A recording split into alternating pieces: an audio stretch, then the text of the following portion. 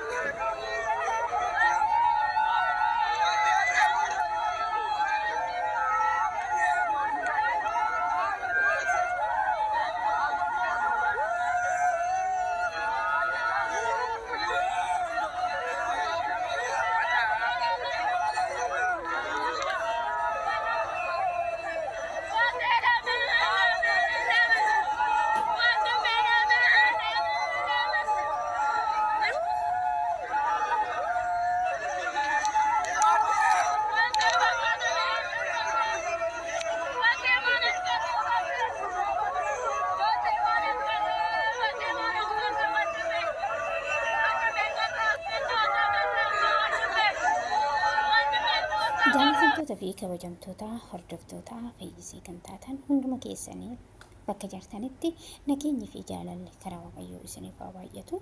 Egaa har'ammoo viidiyoo biraa qabadhee isiniif dhiyaadhee jira. Viidiyoon har'a qabadhee isiniif dhiyaadhe dhugaa rabbii baay'ee kan nama gaddisiisu Oromoo hunda gadda guyyaa gammachuutiin laphee Oromoo hundaa cabsedha. Innis akkuma beektan qondaala olaanaa kan ta'e adda bilisummaa Oromoo kan ta'e obbo Baatee Urgeessaa rasaasan ajjeefamuun isaa gadda Oromoo hundaa ta'ee kan oolu guyyaa kaleessa guyyaa eedii bara 2016 yookiin bara 2024 kan ayyaanota musliimaa guyyaa kabajamaa oolu guyyaa musliimonni hundi gammachuudhaan oolan gadda ta'ee ooledha. Egaa qabsaan kun ummata Oromootiif jedhee qabsoo bara dheeraa kan dabarsaa ture osoo ofiin jedhin osoo ilmaan isaatiin jedhin kan qabsoo Oromootirra turedha. akkan ofii isaatii waan tokko ilmaan isaatirraa ofii ta'e lafa hin godhatin ummata osoo qabsaa'u rasaasan addunyaa kanarraa isa galaafatan jechuudha. Waan baay'ee nama gaddisiisudha. Dhugaa gadda baay'ee waan baay'ee nama gaddisiisudha. Yeroo baay'ee akkasumatti namoonni jechuudha. Artistoonnis warroonni qabsaa'an ummataaf jedhee waan meeqa dabarsaa ture akkuma du'uun akkuma itti fufetti jira. Haa ta'u malee isaan kun jechuudha paartii kamiyyuu deeggaranii paartii kam keessa waa du'anii garuu wanti nama ajaa'ibu du'a isaanii irratti guyyaa 2-3 piroofaayilii jijjiirratanii iyyanii dhiisuu kana akkuma Hacaaluun jedhe goonni hin du'a jedhe maqaan isaa bara baraan jiraata garuu jechuudha. Haa ta'u malee guyyaa 2-3 keessatti waa'ee nama sanii irra haasa'ama sana booda dhugaan nama sanii achumaan hafa jechuudha. Rasaasuma Hacaaluu namoota hedduu ajjeesitu isa kanallee ajjeese akkuma Hacaaluu hanga ammaatitti dhugaan isaa hin beekamne hundumtuu aduu du'e dhugaan isaa hin beekamu jechuudha. Kanaafuu ajjechaan uummataa ajjechaan warroota gootota Oromoodhaaf jiraatan irraa osoo dhaabbatee baay'ee natti tola. Kaleessa galgala liivii irratti akkan argetti masara dhaabaa dhimma jaal battee kana irratti yaada ofii liivii gara fuula feesbuukiitiin galtee gadda miira keessa galtee oduu ibsattu koomentii hedduutu ishee irratti barreeffama afaan Oromootiin. Ati bilchiginnaa miti ati paartii kamiyyuu deeggaran aba'oo kaafa'u bilchiginnaa deeggaran namni mirga isaati paartii barbaade deeggaruun mirga isaati garuu mirgi namummaa eegamuu qaba. Namni tokko jechuudha Oromoo ta'ee gaafa Oromoon du'ee Oromoon tokko Oromoo saniif dubbatu Oromoon tokko dhaqee mooyituu nama san qeequu jechuun dhugaa baay'ee jechoota dubbatamu nama wallaalchisa jechuudha. Namni tokko miira keessa galee gadda isaa osoo ibsatu nama saniin jechoota adda addaa achi jalatti jechuun barbaachisaa miti.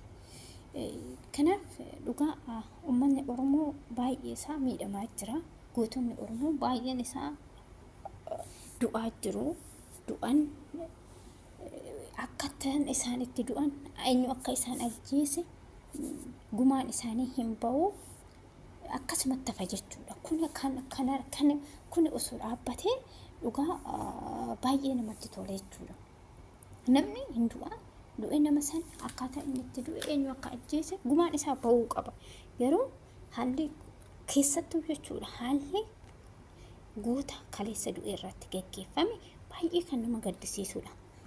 Lubbuu rasaasa ja'an lubbuu isaa baasanii bakka baltii yookiin bineensonni halkan itti wal gahuutti gatuu jechuun hangam gara jabummaa akkanaa hangam Oromoon tuffatamu hangam kuni jechuun baay'ee kan nama gaddisiisudha. Baay'ee kan nama gaddisiisudha. Baay'ee kan nama gaddisiisudha dhugaa waaqa. Nama tokko ajjeesanii lubbuu isaa baasanii reeffa isaa bineensa jalatti gadi guddatu jechuun baay'ee ulfaataadha.